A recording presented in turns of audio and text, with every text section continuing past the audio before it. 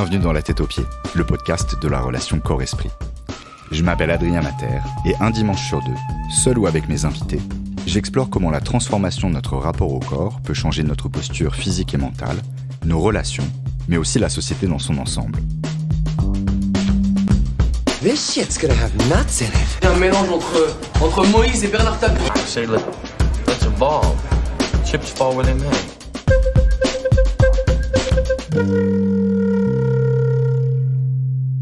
Pour le premier épisode de cette nouvelle saison, j'ai l'honneur de recevoir Mai Hua, réalisatrice des documentaires Les Rivières et Make Me a Man. Ensemble, nous parlons de son travail, mais aussi de féminisme, de lignée familiale, d'introspection et de croissance intérieure. Bonne écoute. Salut Mai. Salut Adrien, ça va? Ça va et toi? Ouais. Merci beaucoup de me recevoir. Je suis très content. Est-ce que tu peux te présenter en quelques mots, s'il te plaît? Ah ouais, ça c'est la question compliquée. Est-ce que tu as... Alors, voyons. Alors, je dis souvent que donc je m'appelle Mai Hua. Je suis une femme française d'origine vietnamienne. J'ai 2 enfants. Je suis divorcée et remariée. Et disons que je me suis engagée dans un chemin de vie et je passe mon temps à vivre. Donc voilà, c'est ça la base. Et de cette vie, en fait, se créent des formes, des récits. Et donc, je viens de réaliser 2 films documentaires. Les Rivières, qui est sur un documentaire sur ma lignée de femme. Donc, je suis partie filmer ma grand-mère, ma mère, moi-même et ma fille dans une quête de résolution de malédiction, parce que j'ai cru longtemps que j'étais l'objet d'une malédiction féminine. Et mon 2e film, c'est sur les hommes, du coup. Alors, j'ai pas pris ma lignée d'hommes parce que ça allait être peut-être encore plus compliqué. Mais j'ai pris une autre famille qui est une sorte de famille de cœur, qui est mon compagnon Jerry, qui est thérapeute et qui a des cercles de parole d'hommes depuis 25 ans. Et en fait, on s'est dit que c'était important de vous les présenter. Donc, on les a filmés. On a ensuite fait nos recherches de ce qu'on voulait mettre dans l'espace public, de ce qu'on voulait partager. Et c'est un film qui est sorti en septembre dernier, qui s'appelle Make Me a Man. Et qui a eu un grand succès. Ouais. Donc bravo à toi pour ce travail. Merci. Et il y a plein de choses dans ce que tu as fait, dans ce que tu racontes dans ces films qui m'ont interpellé. Et c'est pour ça que j'ai eu envie qu'on discute. Génial. Et je te remercie d'avoir accepté mon invitation. Alors le podcast s'appelle La Tête aux Pieds. Il y a une question que je pose à tous les invités. Qu'est-ce que ça t'évoque, la tête aux pieds? La tête aux pieds. C'est peut-être une histoire de contact, non, entre la tête et le pied. Du coup, comme tu fais du yoga, tu vois, j'ai des postures en tête, une sorte de tentative de réunir l'un et l'autre. Et puis c'est en même temps, je pense, de la tête aux pieds et de un parcours entre le sol et le ciel, tu vois. Et surtout, je pense, moi, c'est une grande question dans ma vie, dans mes explorations, c'est quelle est la juste place. Et un des livres qui m'a beaucoup guidée pour Les Rivières, c'est Les familles qui ont la tête à l'envers, de Neuberger. Et tu vois, c'est un livre sur le transgénérationnel et les traumatismes qu'on se refile de génération en génération, évidemment sans le savoir, tu vois, tout est inconscient, et ce qu'on répète et qu'on transmet inconsciemment à nos enfants. Et ces traumatismes, ils ne peuvent se perpétuer comme ça, donc je te parlais de malédiction tout à l'heure, que parce que la famille a la tête à l'envers et qu'on marche sur la tête, quoi. Et donc cette notion de la tête doit être à la bonne place, les pieds doivent être à la bonne place, et chacun a sa mission. Et si on pouvait ne pas hiérarchiser les choses, ne pas se dire que l'un est plus important que l'autre, mais qu'il y a un temps, il y a une fluidité, mais que si chacun joue son rôle, en fait, on peut aller très très loin, quoi. Donc voilà. Super. Et alors, tu parlais du fait d'avoir la tête à l'envers. Est-ce que maintenant, après tout ce travail, ce beau travail, est-ce que la tête, elle est un petit peu plus à l'endroit, tu dirais? Ouais, c'est super à l'endroit maintenant. C'est super à l'endroit, mais en fait, c'est marrant parce que tout le parcours qu'on fait, c'est à chaque fois de trouver des points de contact avec ce qui fait sens, mais notre nature, peut-être, je sais pas, mais c'est toujours de perdre ce contact et d'y retourner et de le reperdre à nouveau et d'y retourner. Et ce matin, j'avais une discussion avec mon compagnon et tu vois, on avait les larmes aux yeux parce que on s'est dit un truc, on s'est dit non mais là en fait il faut qu'on soit honnête et bah la vérité c'est que j'ai pas du tout envie de partir là ou j'ai pas du tout envie de faire ça, qu'à chaque fois que j'y pense je veux le faire pour te faire plaisir mais en fait j'ai le cœur qui se fend en deux et en fait il faut juste qu'on se le dise et pourquoi je te dis ça? Est-ce que la tête est à l'endroit? Ouais, c'est ça. Et voilà, tu sais, parfois, dans les relations, et dans sa vie, on perd le sens des choses. Tu vois, on avance, on se donne un objectif, et puis, à un moment donné, on a totalement perdu pied par rapport au vrai sens de notre vie, de nos engagements, de nos valeurs. Et il y a ces moments où on est là, tu vois. Ah non, mais c'est pas du tout ça. Ah oui, allez, on y retourne. Et puis voilà, on retourne dans ce... Mais quand tu as eu un premier point de contact avec ça, ce sens de la vie, cette rythmique, ce souffle, tu sais dans tes cellules à quoi ça ressemble.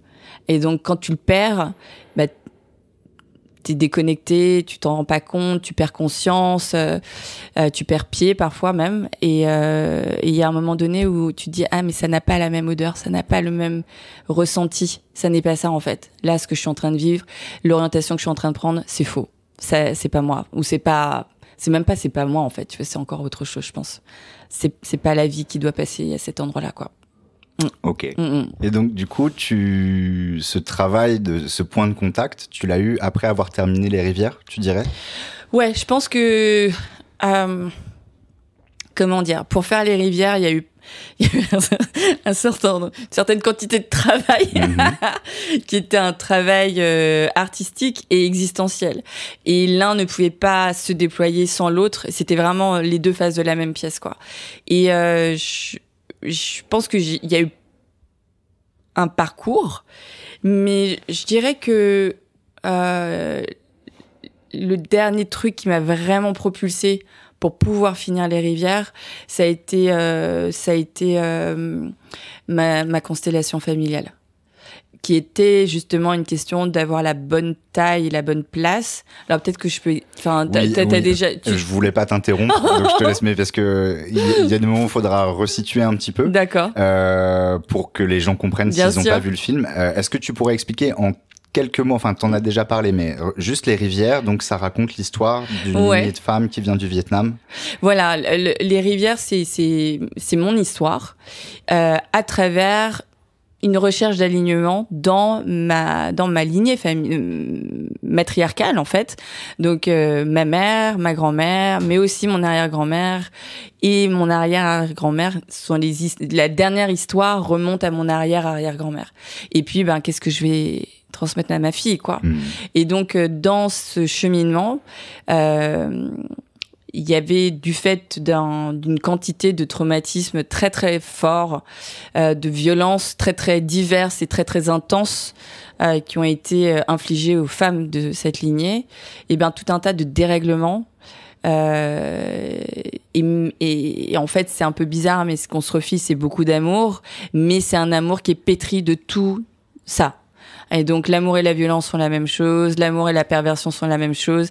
Et tu vois, t'as une sorte de pâte à modeler avec plein de couleurs où tout est mélangé, tu peux plus séparer les choses, quoi. Et donc Les Rivières, c'était une tentative de remettre à plat et de comprendre ce qui était vrai, de ce qui était faux. C'était vraiment trouver au milieu d'un milliard d'événements et d'un milliard d'informations, tu as tiré le fil d'or où seules les bonnes informations émergent et où tout d'un coup il y a le récit de ta vie qui émerge, quoi. Et quand j'ai fait les constellations familiales, donc les constellations familiales, c'est une approche thérapeutique qui traite le système familial. Donc c'est pas uniquement l'analyse de ton cerveau, de ton passé, c'est vraiment traiter la famille dans son ensemble et dans les relations dynamiques que les gens entretiennent les uns avec les autres, en tout cas dans la perception du patient qui fait sa constellation, quoi. Et quand je suis passée, je l'ai fait avec des poupées. Et on doit choisir chaque poupée enfin, c'était des nounours qui représentent. Donc, je suis arrivée dans une salle avec 60 nounours, tous rangés du plus petit au plus grand. Okay. Donc, l'impression horrible, enfin, horrible, je sais pas, d'étrangeté, t'es entre le rire et les larmes. Quand tu vois toute cette rangée de petits nounours là autour de la salle, rangée le long du mur. Et donc, tu dois choisir le nounours qui sera toi, le nounours qui sera ta maman, le nounours qui sera ton papa. Et tu dois les positionner. Et en fait, évidemment que si tu mets ta maman très proche de toi ou ta maman à l'extérieur de l'espace, tu symbolises des dynamiques relationnelles factuellement, tu vois. C'est très simple à comprendre, quoi. Bon, et tu vas faire ça avec ton père, tes frères, etc. Et puis après, la thérapeute, elle va lire, en fait, ta constellation. Elle va dire, là, voilà. Et en fait, elle va t'aider à repositionner une constellation saine. Parce que, évidemment, si elle était saine, tu serais pas là, quoi. Oui. Tu vois. Et ça, c'était à l'issue du montage du travail sur le film, ou c'est ça qui t'a aidé à terminer? C'est ça qui m'a aidé à terminer. Okay. Et là, il y a vraiment eu un truc vraiment qui s'est enclenché de mais bien sûr, en fait, personne n'a la bonne taille, personne n'a la bonne position, les enfants sont les parents sont les enfants. Personne n'est à sa place, quoi. Et donc, j'en reviens à les pieds et la tête, tu vois. C'était vraiment ce truc de qui a quelle place, à quel rôle, doit faire quoi. Moi, j'ai découvert pendant cette constellation, par exemple, que j'étais l'enfant de ma mère. C'était énorme pour moi. Ça paraît basique, mais ça a parlé à beaucoup de gens, cette histoire, parce que beaucoup de gens ont l'impression d'être le parent de leurs parents. Combien de fois j'ai entendu non mais ma mère c'est une petite fille, non mais mon père de toute façon il a jamais grandi. Enfin j'ai entendu ça des millions de fois. Mais du coup l'enfant qui grandit avec des parents comme ça se dit c'est moi qui dois faire le job, quoi. Mais c'est une tâche impossible, totalement impossible, et donc ça crée beaucoup de colère. Puisque on te met dans une position où tu t'es mis dans une position où t'as compris qu'on te mettait dans une position, peu importe. Mais tu vois, c'est trop lourd, en fait. Et quand j'ai compris ça, qu'en fait, je pouvais être à nouveau l'enfant de ma mère, parce qu'il n'y avait plus aucun danger, parce que j'étais un enfant adulte, mais ça m'a... Tu vois, je pouvais m'envoler à ce moment-là. C'était énorme, quoi. Et ce qu'elle m'a fait comprendre aussi, la thérapeute, c'est qu'un enfant, par rapport à son parent, il transgresse. Il a le droit de transgresser. Et faire ce film, c'était une énorme transgression. Et tu vois, dans une famille qui évolue grâce au silence, faire un film que tu vas rendre public, et dire quelle est ton histoire à toi dans tout ça, voilà, c'était énorme transgression, quoi. Et donc, ça m'a autorisé, en fait. Il y avait une autorisation et ça a déclenché vraiment la finition du film. Enfin, finition qui m'a pris encore 1 an et demi, Mais tu savais où t'allais, en fait. Exactement, okay. Exactement. Et ouais, parce qu'il y a quelque chose de très intime, effectivement, des scènes de vie et des scènes de conflit, voilà, des choses qu'on montre pas d'habitude, alors que chacun vit dans son intimité, mais qu'on partage pas forcément. Ouais. Donc là, c'est effectivement. Et pourtant, c'est jamais déplacé. Enfin, c'est toujours juste. Ouais. C'est pas heurtant malgré tout. C'est pas voyeuriste. Et donc effectivement là ça fait bouger quelque chose, et qu'effectivement est-ce que peut-être que je me trompe, mais je connais un petit peu les Vietnamiens, et du coup parler de ça c'est compliqué. Oh là là, bien c'est dans toutes les cultures, mais je pense parler de ce qu'on sent et de ce qu'on. Donc t'avais l'accord des personnes, donc c'était ta grand-mère et ta mère et ta fille. Ouais. Pour elles savaient qu'elles étaient filmées et que ça allait être diffusé, ou d'abord c'était une recherche plus. Alors, avec un but moins précis, disons. Ouais, alors, bon, donc t'as vu le film. Bon, je pense qu'il est assez évident que ma mère, elle est très très contente d'être filmée. Ouais, alors il faut voir les rivières. Hein, tu vois, elle a un caractère totalement, c'est une extravertie totale, avec ses talons de 12, et les paillettes, et les micro-shorts en cuir. C'est un personnage invraisemblable, ma maman. Son nom, ça veut dire phénix rouge, pour vous dire. C'est ça, c'est tellement ça. C'est le feu, ma mère, tu vois. Et ma grand-mère, elle était très heureuse aussi. C'était assez bouleversant, tu vois. Elle avait plus de toute sa tête. Mais quand elle a vu le film, elle m'a dit un truc, mais qui va me faire pleurer encore maintenant. Mais elle m'a dit, en fait, je suis quelqu'un. Mais c'est alors que tu vois, c'est incroyable de donner ça à ta grand-mère. T'as 94 ans et tu te rends compte que ta vie, elle compte, quoi. Tu vois que ça. Et parce qu'on voit que, en fait, tu parlais d'amour tout à l'heure, et que de ta grand-mère avec ta mère, c'était compliqué. De ta mère avec toi, c'était compliqué. Ouais. Bon, entre ta mère et toi, ça a l'air un peu plus cool. Je sais pas au quotidien, mais ça a l'air moins chargé parce que t'as fait ce travail, justement. Et malgré tout, alors que à chaque étape on aurait pu dire bah stop, on se parle plus, on se voit plus. Bah non, en fait, il y a quand même de l'amour qui circule et ça revient et ok, et on s'engueule et on revient et on s'aime. Et c'est beau ça, c'est ce qui transpire. Alors effectivement, comme tu disais, c'est mélangé, il y a de la pâte à modeler un peu de toutes les couleurs, mais celle qui ressort le plus, c'est celle de l'amour. Et il y a un truc, d'ailleurs, c'était très beau, il y a plein de scènes qui m'ont marqué, mais c'est quand ta mère chante une chanson à ta grand-mère et il y a ta fille qui vient aussi. C'est trop beau. Celle-là est magnifique parce qu'on sent déjà qu'il y a des choses qui ont été réconciliées, quoi. Il y a eu tout un travail. On reparlera un tout petit peu de ta grand-mère qui s'est transformée de façon incroyable. Mais à ce moment-là, voilà, ça circule de façon un peu plus fluide. Et au début, ta grand-mère, elle dit faut pas me laisser pleurer. Et ta mère, elle dit non, on va pas te laisser pleurer. Et toi, tu dis bah si, t'as le droit. T'as le droit de pleurer. Donc on voit les 3 générations où il y a du travail aussi et c'est très très beau, quoi. Ouais, tiens, j'avais pas pensé à ça, mais effectivement, je pense que c'est toujours cette histoire de collectif en fait, ce qui a résulté de tous ces traumatismes. Encore une fois, vraiment très très violent, c'est la solitude et l'impression qu'on est seul, même dans des grandes familles, surtout dans des grandes familles, tu vois. Et là, c'était, non, on va tenter autre chose. On va tenter autre chose. Moi, je l'ai amené avec ce projet créatif. Ma mère, elle l'a amené avec sa folie et sa médecine. Et ma grand-mère, elle l'a ramené avec son corps. Tu vois, c'était, elle est rentrée. Mourante du Vietnam en France, c'est pour ça qu'on l'a ramenée. Et puis tout d'un coup, on a cette floraison là totalement folle d'une grand-mère qui tout d'un coup se remet à danser. Tu vois, elle ne marchait plus, elle ne parlait plus, elle ne mangeait plus, elle criait, elle se déshabillait. Enfin, c'était voilà, c'est incroyable. Et donc t'as cette personne corps qui revient et qui dégèle toutes les relations qui ont été congelées par nos séparations, en fait, tout simplement. Et j'ai une journaliste qui m'avait dit ça s'appelle la débâcle. C'est la débâcle, c'est quand au printemps, les rivières sibériennes ou canadiennes, tout d'un coup, en quelques heures, elles ont été gelées tout l'hiver et elles craquent tout en même temps. Et en quelques heures, toute la rivière reprend son cours, quoi. Et c'était fou. Parce qu'en regardant le film, en fait, et c'est mieux que ça se passe comme ça, mais on pourrait croire que c'est monté à l'envers, en fait. Que la fin, quand ta grand-mère, elle est très... Enfin, le début, pardon, où ta grand-mère, elle est très diminuée, elle parle quasiment plus, elle reconnaît plus les gens. On aurait pu croire que c'était vers sa fin de vie, alors que non, en fait, effectivement, il y a cette renaissance où, en 2 mois, et c'est le fait, effectivement, d'être en lien, de vivre avec ta mère, et puis d'être en contact avec toi, de revenir dans son pays d'adoption qui était devenu son vrai pays, puisqu'elle était devenue du Vietnam en France pour repartir au Vietnam, puis elle est revenue en France. Et on la voit danser et elle trouve un amoureux de 20 ans plus jeune, et après elle fait non, il est trop vieux.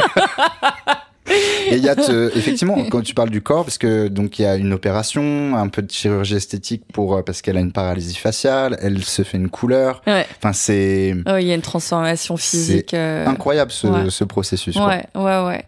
Et je crois que en fait c'est ce qui m'a aussi aidé à rencontrer ma mère. Parce que j'avais une maman qui avait été tellement violentée en fait que dans l'amour, c'est toujours ça le problème, que quand elle m'a eu et qu'elle m'a aimé, ça pouvait être que violent en fait. Et donc c'était complexe pour moi de comprendre où est l'amour, où est la violence, enfin il y a une différence en fait, j'avais pas vu, et en même temps de m'autoriser à être en colère, mais de m'autoriser à être en colère dans le but de la dépasser. Enfin tu vois, c'est quand même beaucoup de choses. Et quand je vois ma mère, les dossiers qu'elle se traîne, notamment vis-à-vis de sa propre mère, et que je la vois sur une colline en train de lui prendre la main après une énorme engueulade, tu vois, à lui caresser la main, je suis là, waouh, moi je sais pas encore faire ça, quoi. Je sais pas encore avoir cette agilité, tu vois, entre l'explosion de mes émotions et elle qui sait faire ça, mais juste pour que ça se dissipe, en fait. C'est pas un but en soi d'écraser l'autre, enfin pas à ce moment-là en tout cas. Et du coup, j'ai eu envie de rencontrer ma mère. J'ai eu envie de vraiment savoir qui c'était. Comment on fait ça, quoi? Comment on prend la main de sa mère qui nous a tellement malmenés, qui nous a tellement pas protégés. Et donc, c'est fou en fait de se dire on peut vivre des années côte à côte, on peut sortir du corps de quelqu'un, mais sans la connaître du tout, quoi. Avoir juste des attentes. Et les attentes sur les mamans, elles sont juste stratosphériques. C'est impossible en fait de remplir la mission d'une maman telle que elle est culturellement fabriquée, tu vois. Et donc c'est des mises en échec permanentes. Et derrière ça, il y a une vraie personne qui n'est pas juste une maman en fait, c'était beau ça de rencontrer ma mère. Et ouais, enfin, il y a vraiment des scènes où moi ça m'a touché. Encore une fois, il y a une dimension universelle là-dedans, c'est ce qui revient, alors que c'est ton histoire très personnelle de femmes qui viennent du Vietnam, mais c'est voilà, il y a des situations. Soit on se retrouve, soit on se dit j'aimerais bien pouvoir faire ça aussi, alors que c'est pas évident, ça pose des vraies questions et je trouve qu'effectivement c'est pas tranché, que chacun a son rôle, et c'est intéressant ce que tu viens de dire, que voilà, ta mère dans toute son exubérance et ses imperfections, elle sait faire quelque chose qui à l'époque était pas accessible pour toi, peut-être que maintenant c'est différent, je sais pas. Ouais, maintenant c'est possible, j'ai appris, et moi je sais pas, enfin je me suis posé la question, je crois que j'ai pas de mal à parler de mes parents, mais j'ai du mal à parler à mes parents. Bien sûr. Et il y a des trucs où tu dis tiens, est-ce que je serais capable de le faire, est-ce qu'il faut le faire, est-ce que j'arriverais à lâcher la colère ou le truc de dire ou la vivre pleinement pour pouvoir après la dépasser, c'est peut-être ça qu'il faut faire. Et alors, mais du coup, comment t'as fait toi, comment t'as fait ce pas du coup qui t'a rapproché de l'attitude de ta mère Alors de manière très contre-intuitive, je me suis centrée. D'accord. C'est-à-dire que après cette constellation, il y a tout d'un coup, c'était pas après cette constellation, en fait, c'était après l'ayahuasca. Donc ça, c'était un peu avant, c'était 9 mois avant. Je suis allée dans une cérémonie chamanique qui s'est déroulée sur 3 nuits d'affilée. Et donc j'ai rencontré en fait une intelligence qui fait partie de cette liane là. Et que les gens appellent la madré. Et c'est pas pour rien que je suis allée voir la madré, évidemment. Et en fait, elle m'a connectée, elle m'a enseigné des choses, elle m'a donné des visions, et puis elle m'a connectée à un truc assez fou, en fait. C'était qu'elle m'a connectée à mon cœur. Et dans les rivières, il y a 3 rêves. Et le premier rêve était un rêve que j'ai fait il y a une dizaine d'années, et c'est ce qui m'a permis d'enclencher ce mouvement. Et après, il y a 2 rêves qui sont en fait des voyages chamaniques que j'ai retranscrits. Et ce truc de me reconnecter à mon cœur et de me dire non mais attends, il n'y a pas de problème en fait. Il est là, il bat, il peut te guider sur plein de choses si tu écoutes vraiment. Et donc, tout d'un coup, le sujet de mes phrases n'était plus ma mère. Et c'était fou, ça. Ça changeait. Mais ça change toute ta vie, en fait. Enfin, la mienne. C'est-à-dire que c'était plus, non, mais ma mère, elle a fait ci, et ma mère, elle a fait ça, mais tu peux pas comprendre. Ma mère, elle est hyper compliquée. Et tout d'un coup, le sujet de mes phrases, c'était je.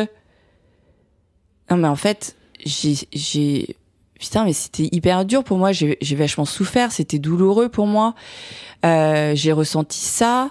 Je pense qu'à ce moment-là, j'ai ressenti ça. Et là, qu'est-ce que je ressens maintenant vraiment? Et j'ai une colère folle. C'est ça en fait. Et là, ton parcours il devient totalement différent parce que sur mon expérience, c'est pas du contrôle, mais j'ai une possibilité d'un choix.